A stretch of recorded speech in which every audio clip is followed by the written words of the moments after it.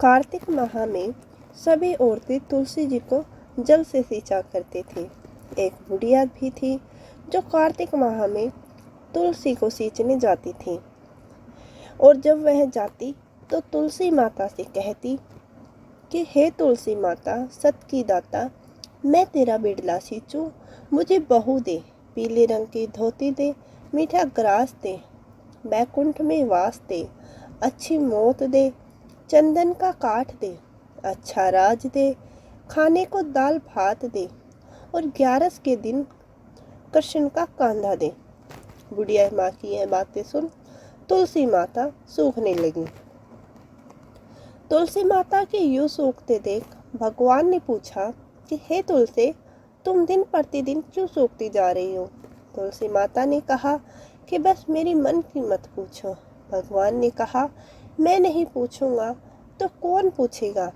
इस पर तुलसी माता कहती है कि एक बुढ़िया आती है और अपनी बात कहकर चली जाती है। मैं उसकी सभी बातें पूरी कर दूंगी, लेकिन कृष्ण का कांधा कहाँ से लाऊंगी? भगवान कृष्ण बोले कि वह मरेगी तो अपने आप ही कांधा देने आऊँगा। तुम बुढ़िया माई से यह कह देना। इसके बाद बुढ़िया माई मर गई। बुढ़िया के मरने पर सारा गांव इकट्ठा हो गया और उसका अंतिम संस्कार आने पर उसे उठाने लगे, लेकिन वह बहुत भारी हो गई, जिससे उसकी अर्थी टस से मस नहीं हुई। सभी बोले कि यह तो बहुत संस्कारी थी, बहुत पूजा पाठ करती थी, कोई पाप नहीं किया, फिर यह इतनी भारी कैसे हो गई?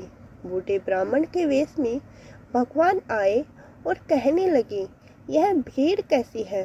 तब गांव वाले बोले कि एक बुढ़िया मर गई, वह इतनी पापिन थी, उसकी अर्थी तक नहीं उठ रही है, बहुत भारी हो गई है। भगवान बोले कि मुझे इसके कान में कुछ कहने दो, फिर यह उठ जाएगी।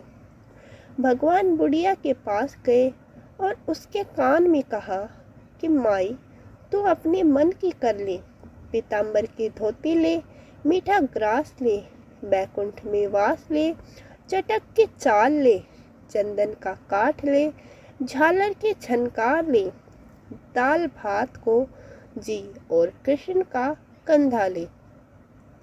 भगवान की सभी बातें सुनकर बुढ़िया हल्की हो गई। भगवान अपने कंधे पर उसे ले गए। बुढ़िया को मुक्ति मिल गई, वह बैकुंठ को चली गई। हे तुलसी माता, जैसे आपने उस बुढ़िया माई की मुक्ति की, वैसे सभी की करना। जैसे भगवान ने उसे कंधा दिया, वैसे हमें भी देना। बोलो तुलसी माता की जय हो। एक गुजरी थी।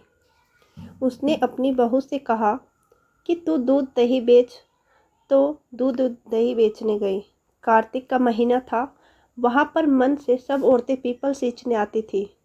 वह भी बैठ गई और औरतों से पूछने लगी कि तुम क्या कर रही हो?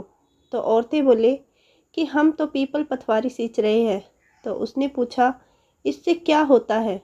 औरतों ने जवाब दिया कि इसके करने से अन्न मिलता है, बरसों का बिछड़ा हुआ पति मिलता है। तो उस गुजरी ने कहा कि तुम तो पानी से सींच रही हो, मैं दूध दही से सींचूंगी। और बेचने के दूध दही से पथवारी सींचती है।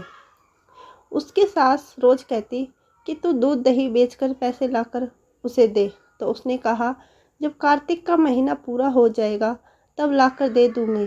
कार्तिक का महीना पूरा हो गया। पूर्णिमा के दिन गुजरी की बहू पीपल पथवारी के पास आकर धरना देकर बैठ गई। पीपल पथवारी ने पूछा कि तुम यहाँ क्यों बैठी हो? उसने कहा, मेरी सास मुझसे दूध दही के पैसे मांग रही है। तो पीपल पथवारी ने कहा, मेरे पास तो पैसे नहीं हैं, मेरे पास तो ये पत्थर, डंडे, ये पत्ते पड़े हैं, तू उसे ही ले जा और ले जाकर गुल्लक में रख देना। गुजरी ने ऐसा ही किया। जो पीपल के पास पत्थर, डंडे, पान पत्ते पड़े थे, वो उसने अपनी चुनरी में लपेटे और घर आकर गुल्लक में रख दिए।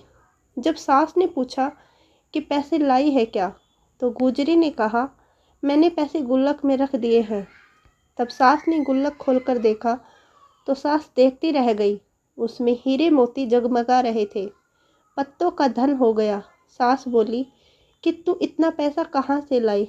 बहू ने आकर देखा कि बहुत धन पड़ा है। तब गुजरी की बहू ने कहा, सासू जी मैंने तो 1 महीना दूध दही से पीपल पथवारी सींचा था और मैंने उनसे धन मांगा तो उसने मुझे ये पत्थर डंडे पत्ते दिए और कहा इसको गुल्लक में रख देना, और गुल्लक में रखने से वह हीरे मोती में बदल गए।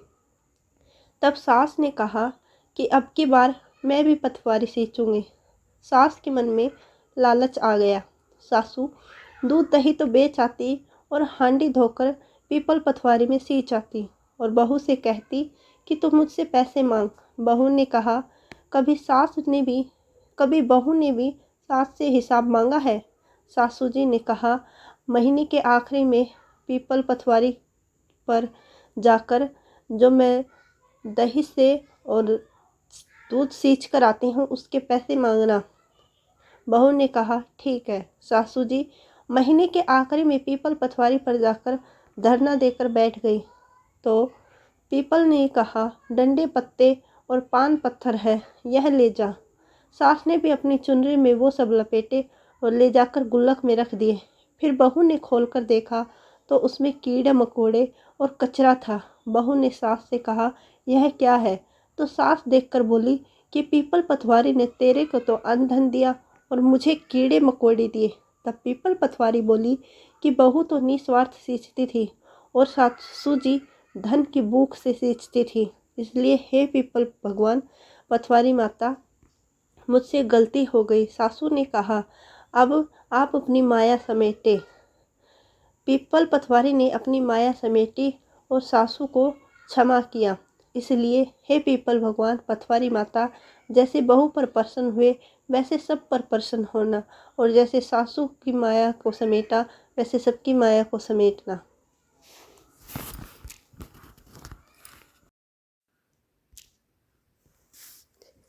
प्राचीन काल में एक बुढ़िया रहती थी। वह नियमित रूप से रविवार का व्रत करती थी। रविवार के दिन सूर्योदय से पहले उठकर बुढ़िया स्नान आदि से निवृत्त होकर आंगन को गोबर से लिपकर स्वच्छ करती। उसके बाद सूर्य भगवान की पूजा करते हुए रविवार व्रत कथा सुनकर सूर्य भगवान का भोग लगाकर दिन में एक समय भोजन करती। सूर्य भगवान की अनुकंपा से बुढ़िया को किसी प्रकार की चिंता एवं कष्ट नहीं था। धीरे धीरे उसका घर धन धान्य से भर रहा था। उस बुढ़िया को सुखी होते हुए देखकर उसकी पड़ोसन उससे जलने लगी। बुढ़िया ने कोई गाय नहीं पाल रखी थी, अतः वह अपनी पड़ोसन के आंगन में बंधी गाय का गोबर लाती थी। पड़ोसन ने कुछ सोचकर अपनी गाय को घर के भीतर बांध दिया। रविवार को गोबर न मिलने से बुढ़िया अपना आंगन नहीं लीप सकी। आंगन न लीप पाने के कारण उस बुढ़िया ने सूर्य भगवान को भोग नहीं लगाया। उस दिन स्वयं भी भोजन नहीं किया। सूर्यास्त होने पर बुढ़िया भूखी प्यासी सो गई।